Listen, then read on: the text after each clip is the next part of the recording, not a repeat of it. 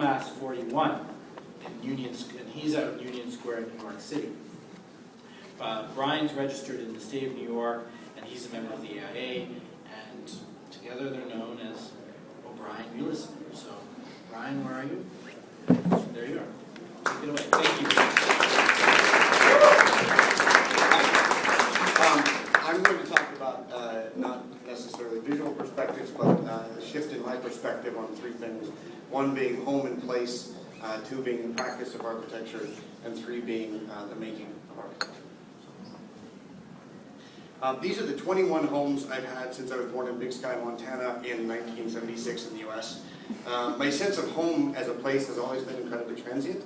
Montana, Wyoming, Nebraska, Kansas, New Jersey, New York, New Jersey, New York. Finally, my wife and I moved with our two boys to Toronto in June just of last year in 2010. This is the map of the U.S. that I remember from growing up. I was raised mostly in Nebraska and Kansas, in the center of the U.S. My knowledge of the country faded dramatically as it neared all four of our coasts. I'm pretty sure at least some of us really thought Alaska was an island next to Hawaii, and I'm fairly certain that this map is still used, which is increasingly unfortunate.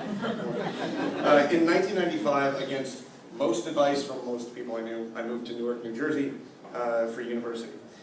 This is the view from my architecture studio across Rutgers University, downtown Newark, Hudson River, and to the World Trade Center in New York. This was the first really dramatic shift in my perspective on place and how I referenced the world physically and culturally. In '99, I started dating a girl from Carleton University in Ottawa. She had moved down to New York with a number of her friends who taught me a lot about Canadians and even more about Americans.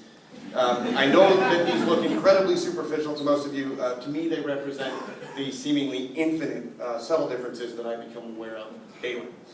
Carl Muleisen and I began moonlighting with our work in 2001. We weren't yet licensed, so we couldn't call ourselves O'Brien Muleisen Architecture Studio.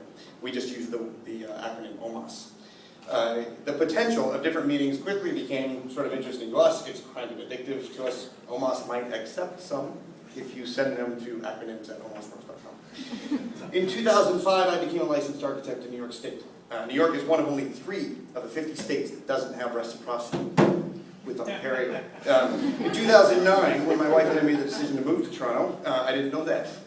I'm working on it. I look forward to being able to call myself an architect in Ontario without the threat of a lawsuit. Fortunately, I can still build a single-family home.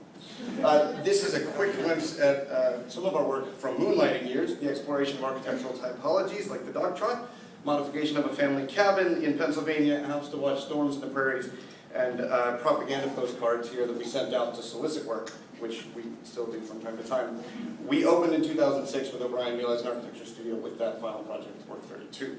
Like most other small practices, I know we didn't have much of a business plan when we started, other than the idea that we wanted to make beautiful architecture and not go under, still sort of a plan.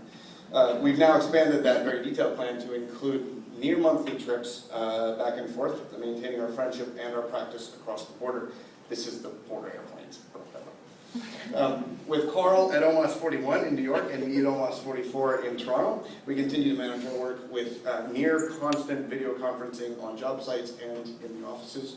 Our perspective on how to practice the business of architecture has shifted dramatically. We do work too, but we do this sometimes too. When I graduated from university, I took a position with an architecture office to run a residential project.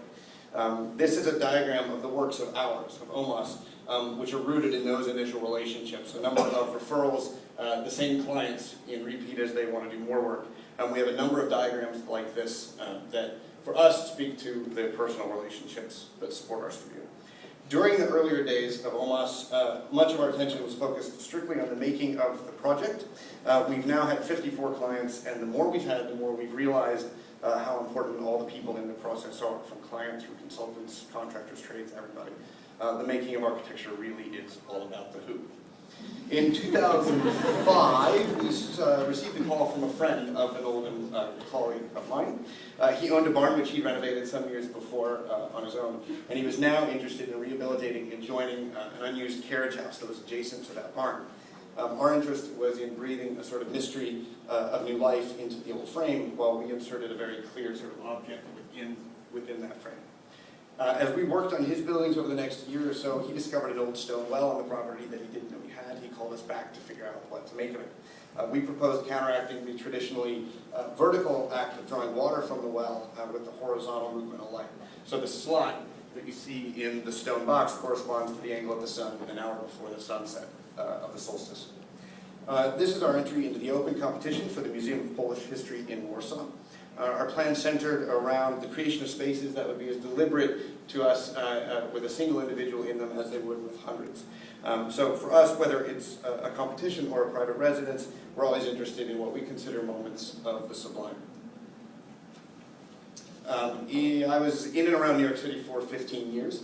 The majority of architects in New York work within other buildings, and we have been no exception to that. Columns of trees, unmovable walls, or rock faces, the place is the site. Whether it's called renovation and adapt or reuse or remodeling, we prefer to think of our work strictly as architecture, no matter where we do it. The challenge of these sites is finding the potential intricacies of space within a defined shell. This is a project we've been working on for just a couple of months now. We're joining the top 2 penthouse floors of the building in New York's Upper East Side. The direction of the project for us is to create an architectural and spatial language that penetrates the floor and joins the 2 layers of the building with slots of space, continual vertical surfaces, to create a sort of distinct awareness of being above or below. This is a project we have showing here at the 20 and Change Exhibit.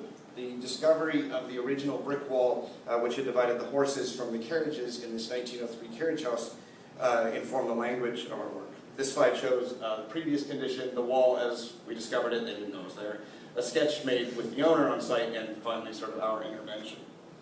These are the details, some details from the same project.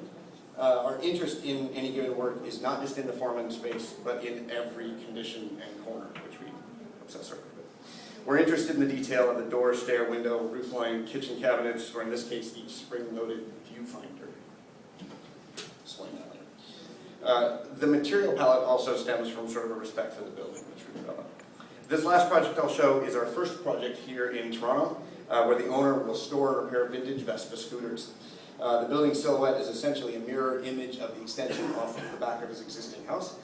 It's day-lit through a perimeter clear story, and as it nears completion here, we'll have a large drop-down door that acts as a work platform.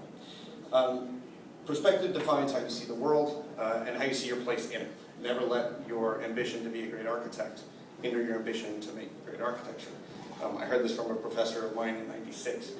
Making architecture may be about the who, but architecture itself is about the place that you make, and it's about your interaction with that place. I'm looking forward to making home and place in Toronto.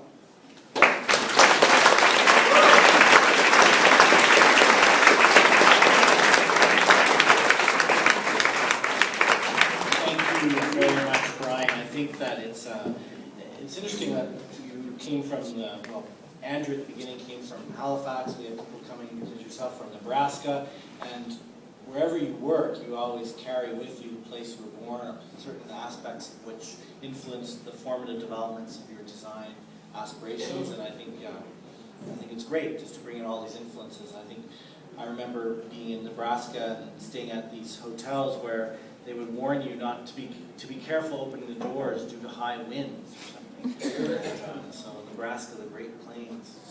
Anyway, thank you all very much. This was a great event. I think we deserve a round of applause for all of the great ones.